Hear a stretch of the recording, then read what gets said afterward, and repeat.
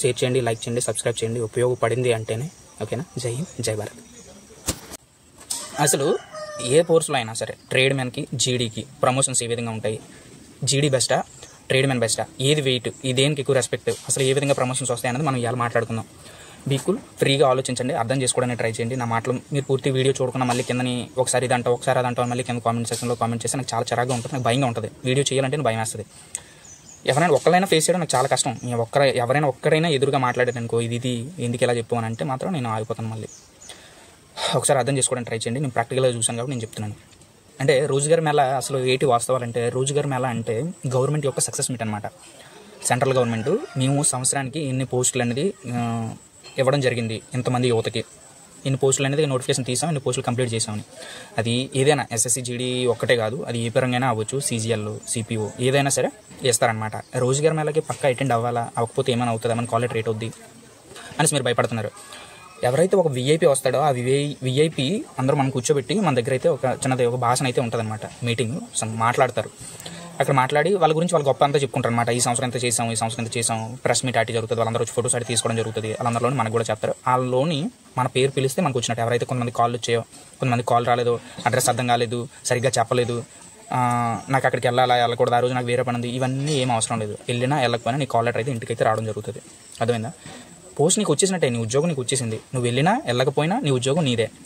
నువ్వు అక్కడికి వెళ్ళి కాల్ లెటర్ తీసుకున్నావు అనుకో, ఇంటికి రాదు. అక్కడికి వెళ్ళి కాల్ లెటర్ తీసుకోపోయావు అనుకో, ఇంటికి వస్తుంది. 7-8 రోజుల్లోనే నీ పోస్ట్ మ్యాన్ అలా కనుక్కుంటూ ఉంటే ఏదైనా పోస్ట్ వస్తేనా చెప్పండి అంటే పక్కా వస్తుంది అనమాట. ఫర్ సపోజ్ నువ్వు ఇవాళ వెళ్ళలేదు, నీకు ఇంటి దగ్గర కాల్ లెటర్ కూడా రాలేదు, వీళ్ళందరూ రిపోర్టింగ్ ఇస్తారు. ఆ రిపోర్టింగ్ ఇచ్చే టయానికి నువ్వు ఒక రోజు ముందే వెళ్ళావు అనుకో, నేను ఎక్కడైనా సరే నీ కాల్ లెటర్ దొరుకుతుంది, లేకపోతే దానికి ఫర్దర్గా డీటెయిల్స్ అనేది చెప్పడం జరుగుతుంది. అర్థమైందా? ఇన్ టైంలోకి వెళ్ళిపోతే చాలు, 90% అందరికీ వచ్చేస్తుంది అబ్బా కాల్ లెటర్. అందులో అసలు మిస్ అవ్వడానికి ఏ అవకాశమే లేదు, 100%. ఎందుకంటే మీరు ఆల్రెడీ మీ ఆధార్ కార్డు ఇచ్చి ఉంటారు, మీ అడ్రస్ అనేది ఫుల్ఫిల్ చేసి ఉంటారు కదా. అందులోని మీరు ఫిల్ చేసిన అడ్రస్ దాని ప్రకారం అయితే మీ కాల్ లెటర్ అయితే రావడం జరుగుతుంది. దీని గురించి అయితే భయపడాల్సిన అవసరం లేదు. రోజుగారి మేళకి వెళ్ళినా పర్వాలేదు, వెళ్ళకపోయినా పర్వాలేదు, కాల్ వచ్చినా పర్వాలేదు, రాకపోయినా పర్వాలేదు. ఓకేనా? మీరు కాల్ లిఫ్ట్ చేసి అడ్రస్ అర్థం అవ్వలేదు అనుకుంటే వెళ్ళకపోయినా మరీ మంచిది, మీ ఇంటికైతే కాల్ లెటర్ రావడం జరుగుతుంది. దాని గురించి ఎన్ని టెన్షన్లు అయితే పెట్టుకోకండి. ఓకేనా? ఫర్దర్గా అసలు ఏ కోర్సులో అయినా సంచారి, బార్బర్, కుక్కు, వాటర్ క్యారియర్ ఇవి ఉన్నాయో వీటికైతే ప్రమోషన్ రావన్నమాట. మళ్ళీ చెప్తున్నాను, పూర్తిగా వినండి. వీటికి ఒకవేళ ప్రమోషన్ వచ్చినా సరే ఇప్పుడు కూడా మీకు గార్డ్ కమాండరు, మీ కింద ఎవరైనా మీరు ఎవరికైనా కమాండ్ చేసే వాళ్ళు ఎవరు ఉండరు. మీరు ఎవరు కొత్తగా వచ్చినా సరే వాళ్ళకి కటింగ్ చేయడం ఉంటుంది, వాళ్ళకి వండి పెట్టడం అనేది ఉంటుంది అనమాట. ఎవరైతే జీడీ వచ్చారో వీళ్ళు 15, 16, 17 సంవత్సరాలకి పక్క కూడా ప్రమోషన్ అయితే రావడం జరుగుతుంది అనమాట. నార్మల్ వాళ్ళకన్నా జీడీకి ప్రమోషన్ 15 సంవత్సరాలకి హెడ్ కానిస్టేబుల్ అవుతాడు, 22 సంవత్సరాలకి ఏఎస్ఐ అంటే అసిస్టెంట్ సబ్ ఇన్స్పెక్టర్ అవుతాడు, 28, 30 సంవత్సరాలకి సబ్ ఇన్స్పెక్టర్ అవుతాడు. కానీ ఈ కుక్ ఎవరైతే ఉన్నారో లైఫ్ లాంగ్ కుక్గానే ఉంటాడు. వాటర్ క్యారియర్ ఎవరైతే ఉన్నారో లైఫ్ లాంగ్ వాటర్ క్యారియర్గానే ఉంటారు. సఫాయి కర్మచారి ఎవరైతే ఉన్నారో లైఫ్ లాంగ్ సఫాయి కర్మచారిగా ఉన్నాడు. అన్న ఏటన్నా బెనిఫిట్ అంటే వీళ్ళకి నైట్ పడుకోవడానికి ఒక అవకాశం ఉంటుంది అనమాట. నైట్ డ్యూటీస్ అటు ఏముండవు. ఎవరైతే ఈ సఫాయి కర్మచారి, బార్బరు, కుక్కు, వాటర్ క్యారియర్ ఉన్నారో వీళ్ళకి నైట్ పడుకోవడానికి ఏం తేడా ఉండదు. నైట్ పడుకోవడానికి రెస్ట్ దొరుకుతుంది అనమాట. ఈ జీడీలో ఉన్న వాళ్ళకి ఆ రెస్ట్ అనేది ఉండదు అనమాట. అవుల్దార్ అయిన తర్వాత నుంచి వీళ్ళకి రెస్ట్ దొరకడం స్టార్ట్ అవుతుంది. అంటే 15 సంవత్సరాల తర్వాత. ఏఎస్ఐ, ఎస్ఐ అయితే ఇంకెళ్ళకి కమెంట్ వస్తుంది. మరి శాలరీలో ఏమైనా తేడా ఉంటుందంటే శాలరీలో ఏ తేడా ఉండదు. వీళ్ళకి 10 సంవత్సరాలకి ఒక జీపీఏ ఒక పే పెరుగుతుంది, వీళ్ళకి 10 సంవత్సరాలకు ఒక పే పెరుగుతుంది. 10 సంవత్సరాల సర్వీస్కి ఒక పే పెరుగుతుంది. ఏదైతే 10 సంవత్సరాలకి 8th pay commission, 9th pay commission, 7th pay commission మారుతుందో అప్పుడు కూడా పే అనేది పెరగడం జరుగుతుంది అనమాట. రెస్పెక్ట్ కావాలి. ఎప్పటికైనా నేను సబ్ ఇన్స్పెక్టర్ అవ్వాలి, నార్మల్గా ప్రమోషన్ ద్వారా అయినా సరే అనుకుంటే జీడీలోకి రండి. లేదు మాకు శాలరీతో సరిపోద్ది, ఇద్దరికి సేమ్ శాలరీలో అయితే ఏం మార్పు ఉండదు, శాలరీ సరిపోద్ది, ఎప్పుడు ఒకలాగా ఉండిపోతాం అనుకుంటే మీరు ట్రేడ్ మ్యాన్లో ఉండొచ్చు అనమాట. జాయిన్ అయ్యేటప్పుడే మీరు అవుల్దారు, సబ్ ఇన్స్పెక్టర్, ఇన్స్పెక్టర్ ఇలాంటివి ఏదైనా అవ్వాలని కలగానే ఉంటే మాత్రం జీడీలో జాయిన్ అవ్వండి. లేదు మాకు నైట్ రెస్ట్ రావాలి, ఫ్యామిలీతో హ్యాపీగా ఉంటే చాలు అనుకుంటే మాత్రం మీరు ట్రేడ్ మ్యాన్ ఎంచుకోవచ్చు. నైట్ పడుకోవడానికి, ఫ్యామిలీతో ఉండడానికి, బయటకి ఎక్కడికి డ్యూటీకి వెళ్ళాల్సిన అవసరం లేదు, ఓన్లీ క్యాంప్లోనే ఉండి హ్యాపీగా ఉండొచ్చు. ఏ రిస్క్ అనేది మీరు ఫేస్ చేయాల్సిన అవసరం ఉండదు. ఓకేనా? జీడీకి ట్రేడ్ మ్యాన్కి తేడా ఇదనమాట. జీడీలోని ప్రమోషన్ వస్తుంది, ఎస్ఐ, సబ్ ఇన్స్పెక్టర్, ఇన్స్పెక్టర్ దాకా కూడా మనం వెళ్ళొచ్చు. కుక్లోని ఈ ట్రేడ్స్ మ్యాన్లోని అక్కడే ఉండిపోవాలి. ట్రేడ్స్ మ్యాన్ అందరికీ కాదు, మళ్ళీ బిగిలరు ఎప్పుడైతే బిగిలర్ ఉన్నాడో సిటీజీడీ వరకే బిగిలరు. ఎప్పుడైతే సిటీజీడీ నుంచి సబ్ ఇన్స్పెక్టర్ అవుతాడో వాడు జీడీలోకి వచ్చేస్తాడు.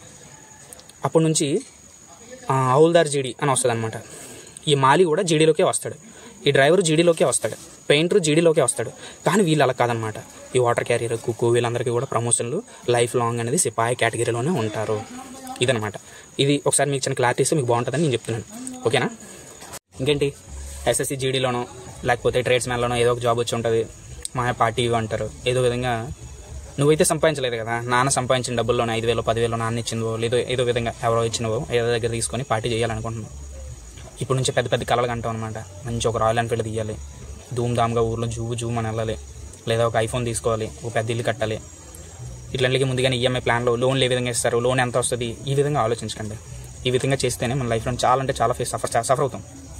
మనకు వచ్చేది 40,000 అంటే మనం ఒక 5,000 ఉంచుకొని 35,000 దాకా మనం పెట్టేసుకుంటాం అనమాట ఈఎంఐలో. నేను అదే తప్పు చేశాను, చేయలేదు అనలేదు.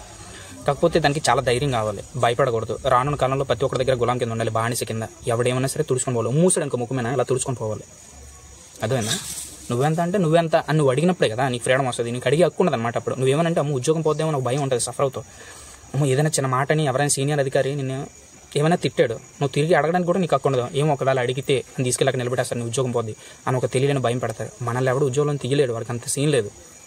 బేసిక్గా మనం ఉద్యోగం నుంచి పోవాలంటేనే మనం ఎంతోకంత అమౌంట్ కట్టి అయితే బయటకు రావాలి. ఏదైనా గొడవలన్నా కాకపోతే రికార్డు ఇది చేసేస్తాం నీకు ఒక రికార్డు మెయింటైన్ అవుతుంది, దాని మీద రాస్తామని అది ఇది అంటారనమాట.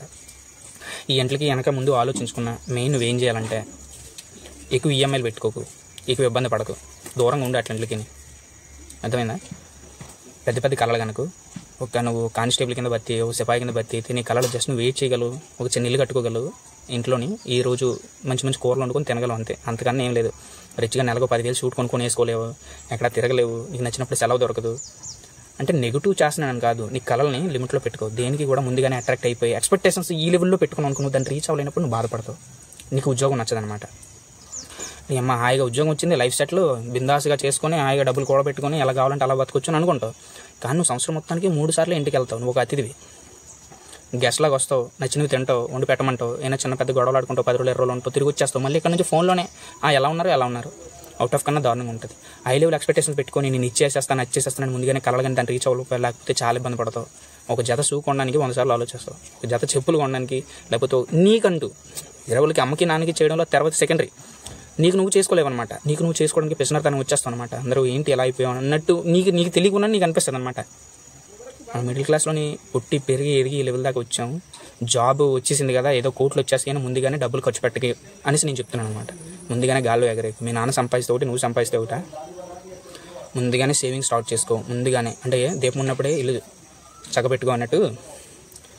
మీ దగ్గర ఒక అవకాశం ఉంది, ఈ అవకాశాన్ని వినియోగించుకోండి. ఇదన్నమాట వీడియో. మీరు చేసే ప్రతి లైక్ నాకు ఎంతగానో ఉపయోగపడుతుంది. లైక్ చేయండి, షేర్ చేయండి, సబ్స్క్రైబ్ చేయండి. జై హింద్, జై భారత్.